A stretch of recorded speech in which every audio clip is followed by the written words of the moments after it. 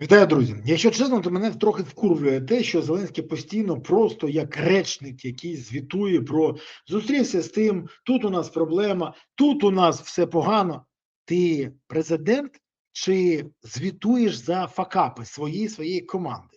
Бо замість того, щоб просто розказувати про якісь трабли, може ти розкажеш, як їх здолати, може ти розкажеш, як подолати якісь проблеми, а також як вийти з цієї ситуації, в яку ти загнав разом зі своєю камаріллею всю країну. От, наприклад, заява Зеленського. Міноборони вже використало кошти, які було закладено до бюджету до кінця року. Загальний дефіцит на даний момент становить 27 мільярдів. Це повідомляє Зеленський. І чому він не повідомляє, що якщо згадати, що зимову є підтримку, та 1000 Зеленського витратили 19 мільярдів. На національний кешбек витратили 6,7 мільярдів. На єбачок витратили гроші для 2,2 мільйона українців. То сума буде трохи більше, ніж ті саме 27 мільярдів. Тож, в ім'я піару Зеленському так захотілося. Викинули суму, яку сьогодні не вистачає на виплати військовим. Але це, до речі, все, що треба знати про розумові здібності і пріоритети як Зеленського та Свериденко та і всієї цієї шобли. Бо вони, з'ясовується, здатні тільки звітувати, витрачати, а не можуть знайти рішення. А не витрачати не думали. А коли 40 мільярдів перекидали з обороноздатності України, з питання оборонного бюджету перекидали на резервний фонд, з якого, до речі, і фінансуються всі ці кешбеки, єбачки і все інше, Вовини тисячі, то тоді ніхто про це не думав. А, дійсно, думати це ж складно. Думати, щоб треба було, щоб чим. Не той випадок. Реагувати емоційно, там, гигикати, обіцяти, що долар буде по 45, буде війна і хаос, він може. А от прогнозувати, ну да, це складно. І, до речі, нема тих, хто міг би поставити йому запитання. Ну, тому що, ну давайте відверто, Зеленський закриває рота усім. Бореться зі свободою слова і дуже не любить незалежні ЗМІ. До речі, в Україні вже була влада, яка боялася незалежних ЗМІ та болючих питань. За Кучму був убитий Гонгадзе, з Януковичем були залякування та фізичні напади на журналістів. При Зеленському журналістів влада поки що не вбивала. Але вручала повістки, відправляла критиків туди, звідки вони не повинні були би повертатися. Кейс Штанька ніхто не забуває. А також стежила з використанням СБУ, ДЗНД за журналістами та залякувала, щоб закрити рота тим, хто ставить незручні питання, бачить корупцію і не хоче мовчати про це. Але останнім часом, до речі, давайте відверто казати, Зеленський знайшов комфортне для себе рішення. Він вирішив з українськими ЗМІ комунікувати через WhatsApp. Ті надсилають повідомлення, питання, наприклад, хто такий Вова, для якого будують дім в династії? А Литвин відповідає, не коментуємо. Все, не коментуємо. А якщо ти задаєш питання, чому не коментуєте, тебе і викидають з цього чатика в WhatsApp. А якщо ти, наприклад, хочеш поставити якесь інше запитання, неприємне для Вови, ну, наприклад, навіщо ти запровадив санкції проти Берези? Знову фігак із чатика викидають.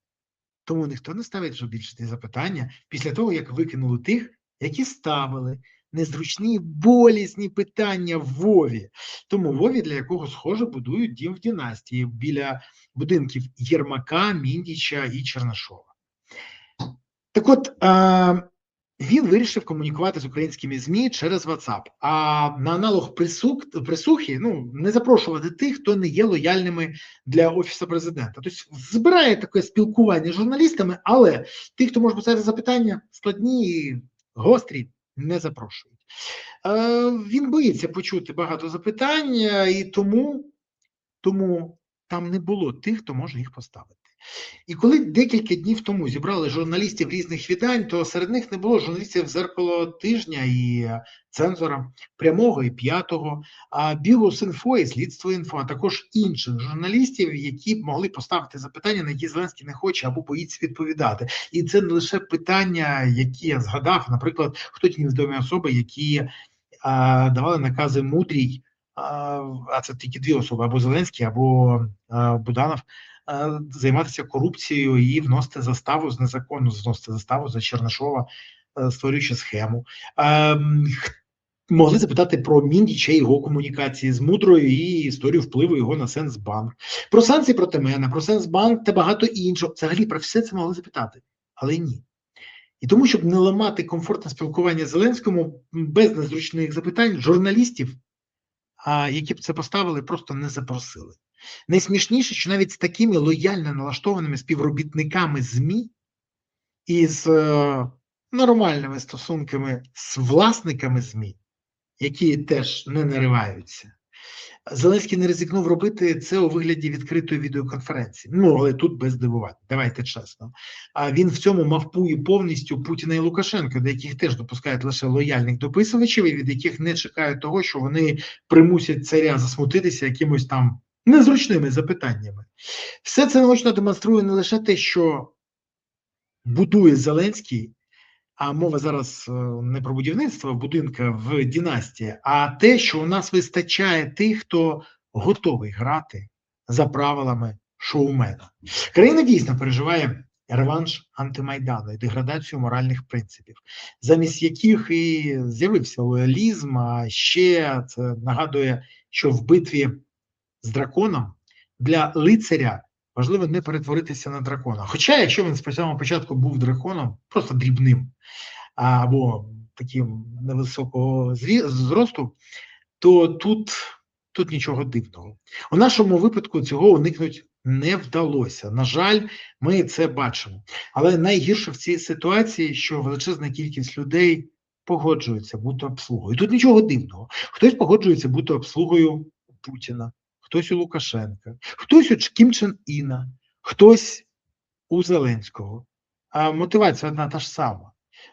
Особисті інтереси і власний добробут. Когось призначають в наглядову раду, комусь просто кешем дають, комусь забезпечують бронювання, а хтось просто мовчить, тому що переляканий. Бо знає, якщо ставити незручні питання, то можуть бути проблеми. До тебе прийдуть представники одної служби Божої, або прийдуть представники ТЦК і байдуже. Є в тебе бронювання, нема в тебе бронювання, або воно зникне в цей момент. І таке вже було. І тому дехто вважає, що краще мовчати, ніж хоч про щось запитувати. Але так вже було. Пам'ятаєте?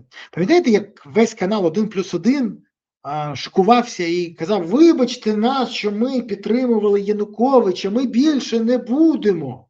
Пам'ятаєте ці історії? Знову. Все повторюється. Це коли хтось розповідає, що ми інше. Ні, ми не інше. Просто у нас більше тих, ніж в Росії, які хочуть жити в демократичній, свободній країні. На Росії їх практично немає. Там дійсно переважна більшість рабів і пристосуванців. А у нас вистачає ще людей, які не готові жити, закривши свою пельку. І мовчати про те, що влада бреше, влада краде, влада просто зухвало ігнорує закони і Конституцію, а на мораль їй покласти те, чим вона раніше грала на фортепіано. Це проблема. Але так буде не завжди. І треба розуміти, що коли прийде момент, влада почне відповідати. Так, дехто втече, і я в цьому впевнений, але не всі. І от тут важливо, щоб відповіли всі так, щоб наступні розуміли, якщо вони підуть тим самим шляхом і будуть мавпувати Росію, і замість того, щоб відповідати заклику Хвильового «Геть від Москви!», будуть наближати Україну до стандартів руського миру, то вони будуть відповідати за це теж. Тому один раз треба покарати так, щоб всім іншим не бажано було це робити знову. Це варто тих жертв, які Україна сьогодні сплачує на цій кровавій війні. Інакше все це даремно. Дякую, що дивилися, дякую, що підписалися, поставили вподобайки, прокоментували, поширили відео і окрема подяка, що підписалися. Дякую вам за це. І дякую, що підтримуєте ЗСУ, бо ЗСУ – це запорука того, що Україна є майбутнє. Тож донатьте на ЗСУ, приєднуйтесь до ЗСУ, допомагайте ЗСУ. Гуртуємося навколо потреб ЗСУ щоб у України було гідне майбутнє. Дякую вам, Па-па.